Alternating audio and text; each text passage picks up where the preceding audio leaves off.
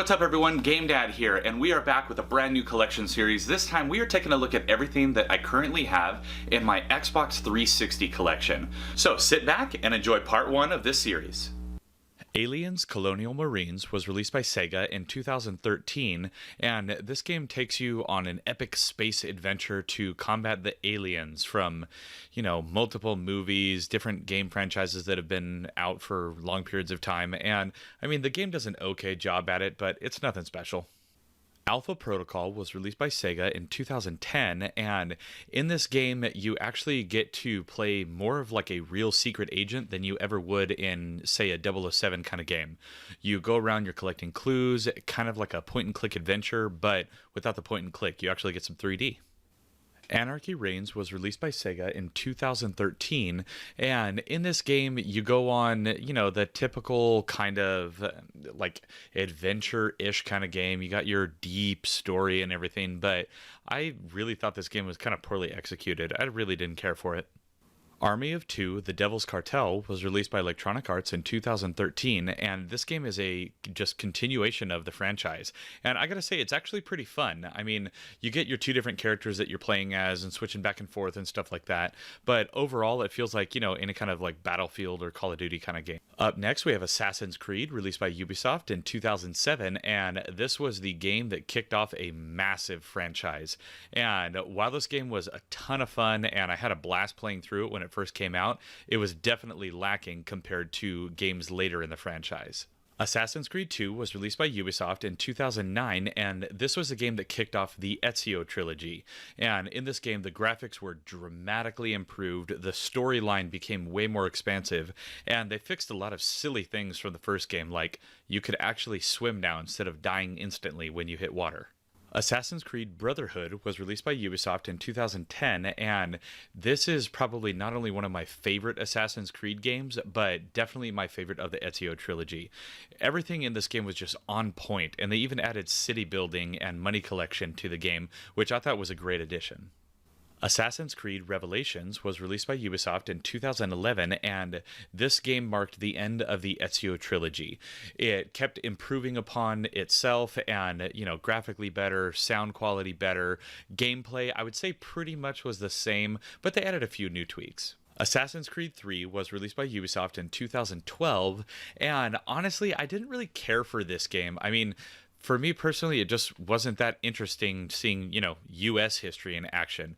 I live in the U.S. I didn't really care that much for its history. I'd rather see like Roman and Greek stuff. Assassin's Creed Rogue was released by Ubisoft in 2014, and this one was just kind of weird to me. It had some like Black Flag kind of elements to it, but that was about the only thing that was captivating for me in this game. Overall, it felt kind of just like a weird addition to the franchise. Avatar: The Last Airbender, The Burning Earth was released by THQ in 2007.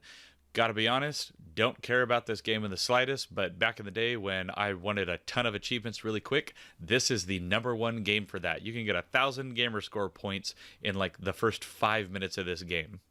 Up next, we got Banjo-Kazooie Nuts and Bolts, released by Microsoft Game Studios in 2008, and this game was kind of a reimagining or like a reawakening of the Banjo-Kazooie series that was just absolutely amazing in the past. And I gotta say, this game, it's fun. They take some fun jabs and you have a good time. Batman Arkham Asylum was released by Warner Bros. Interactive Entertainment in 2009, and this game was pretty epic when it came out. It was the first like true 3D like action Batman fighting game of this generation, and I think this game was executed very well.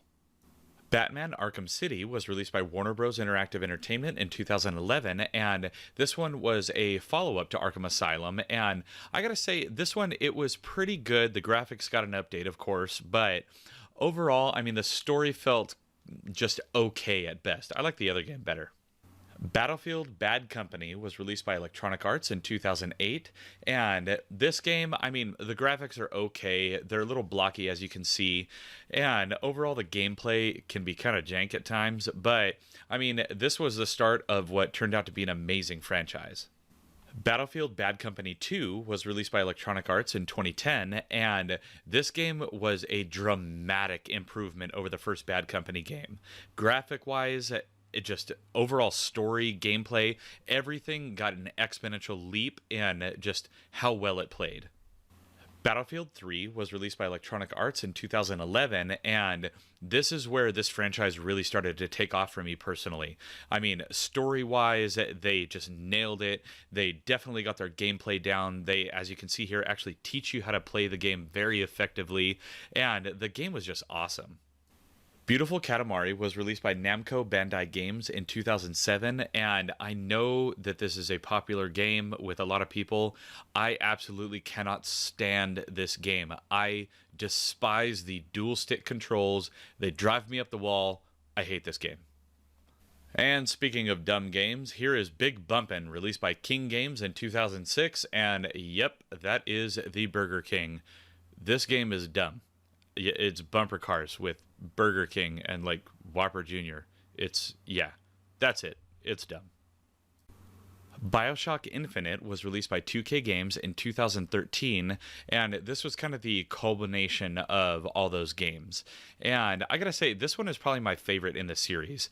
I mean, graphically, gameplay-wise, all that kind of stuff, of course it was better than the other games, but it's just, I don't know, something about this one really stood out. Borderlands was released by 2K Games in 2009, and I gotta say, this game was the coolest looking game I had ever seen when it came out. This is where you got to see that just crazy, like, not cel shaded effect, but that outline that they put on everything. Oh, I just thought that was the coolest thing ever. Up next is Borderlands 2, released by 2K Games in 2012, and this one is a continuation of the storyline. And I mean, it's same basic gameplay, you know, they give you updated elements and stuff like that, of course, but overall, it's the same game you know and love from the original Borderlands, just, you know, the next chapter. Brutal Legend was released by Electronic Arts in 2009, and this game is kind of a joke, not really in a bad way, but like in a comedy way, because the whole thing is like kind of like Jack Black's alter ego, I guess you would say, you know, this super metal beefcake guy. Up next is Bully Scholarship Edition, released by Rockstar Games in 2008, and I gotta say, I think this is one of Rockstar's finest games that they've ever made. I mean, it takes the whole like GTA kind of engine and flips it on its head by putting you in charge of a teenager that likes to go out and kick butt. Up next is Call of Duty 3, released by Activision in 2006, and oh man, this game does not age well. The graphics are jank along with the effects, and I was just not impressed with this. I remember it being a good game back in the day, but putting it back into capture footage, ugh, woof.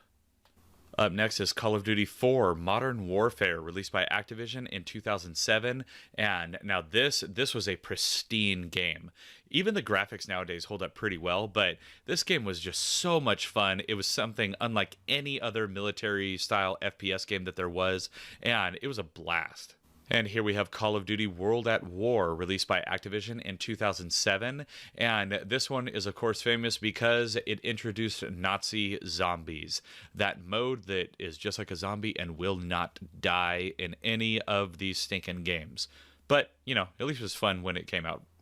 Up next, we have Call of Duty Modern Warfare 2, released by Activision in 2009, and I gotta say, this is probably my single most favorite Modern Warfare game and Call of Duty game as a whole. I loved Spec Ops, and I loved playing through the campaign of this game, the multiplayer, everything about this game was just awesome.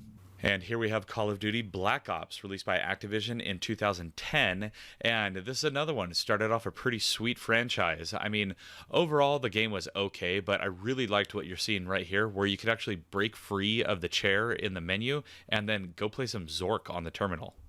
And here is Call of Duty Black Ops 2, released by Activision in 2012, and this one was just a continuation of this franchise. You get your typical spec bump going on in the game. Overall, I mean, I didn't really care for this one as much. I didn't really care for the Black Ops franchise as a whole, you know, probably an unpopular opinion.